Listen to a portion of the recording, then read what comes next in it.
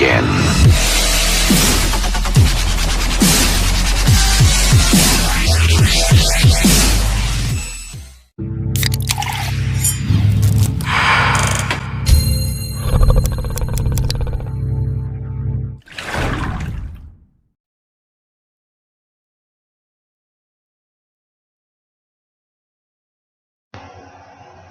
Assalamualaikum warahmatullahi wabarakatuh.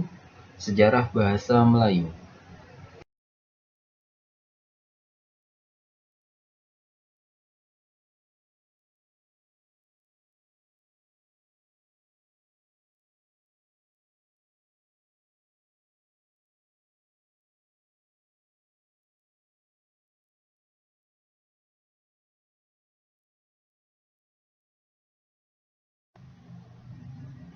Bahasa Melayu pertama kali digunakan pada milenium pertama yang dikenal sebagai Bahasa Melayu Kuno, bagian dari rumpun bahasa Austronesia.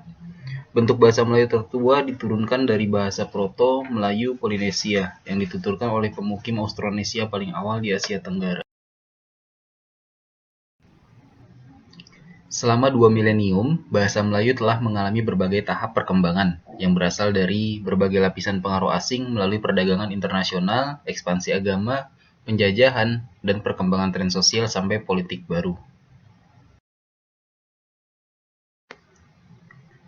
Bahasa Melayu merupakan lingua franca dalam kegiatan perdagangan dan keagamaan di Nusantara sejak abad ke-7.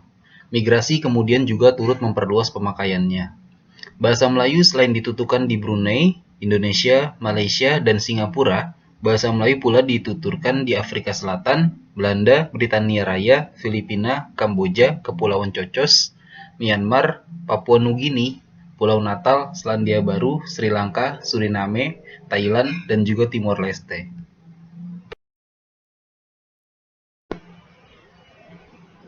Melayu kuno pada abad ke-7 hingga abad ke-14. Bahasa Melayu kuno adalah nama yang digunakan untuk menyebut suatu bahasa yang tertulis pada beberapa prasasti dari sekitar abad ke-7 hingga abad ke-10 Masehi, yang ditemukan di Sumatera dan Jawa. Melayu kuno atau Proto-Melayu adalah bahasa yang diyakini telah ada pada zaman prasejarah.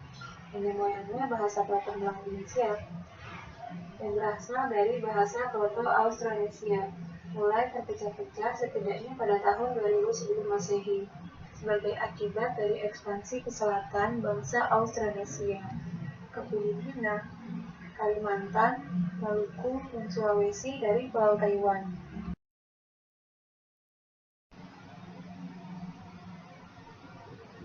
Melayu klasik pada abad ke-14 hingga abad ke-18.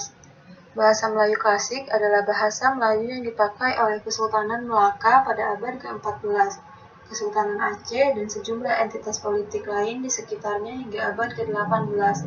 Bahasa Melayu klasik ditandai dengan masuknya berbagai kosakata pinjaman dari bahasa Arab, bahasa Parsi, dan bahasa Portugis. Perkembangan ini berkaitan dengan menguatnya pengaruh agama Islam di Asia Tenggara pada sejak abad ke-13.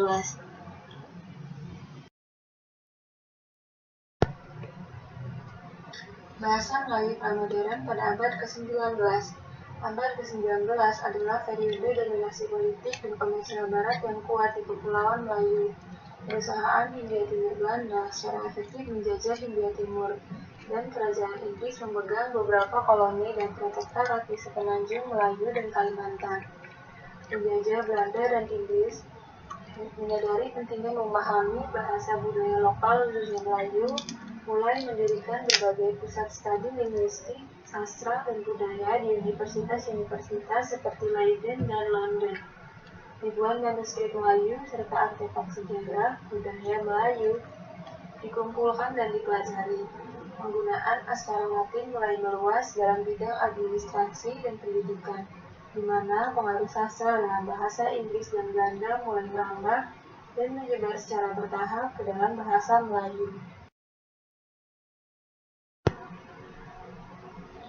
Bahasa Melayu modern abad ke-20. Bahasa Melayu modern adalah bahasa yang berawal pada abad ke-19. Sebelum penjajahan Inggris di Malaysia, bahasa Melayu mencapai kedudukan yang tinggi, yang berfungsi sebagai bahasa perantara, administratif, kesusastraan, dan bahasa pengantar di pusat pendidikan Islam. Setelah Perang Dunia II, Inggris menjadikan bahasa Inggris sebagai pengantar dalam sistem pendidikan. Setelah Malaysia merdeka, Perlembagaan Persekutuan Perkara menetapkan bahasa Melayu sebagai bahasa kebangsaan Malaysia.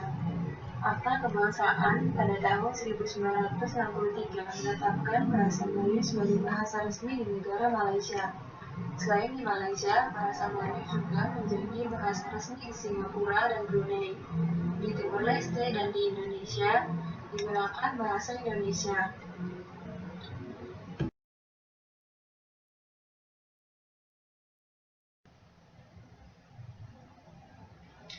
Demikian, terima kasih. Wassalamualaikum warahmatullahi wabarakatuh.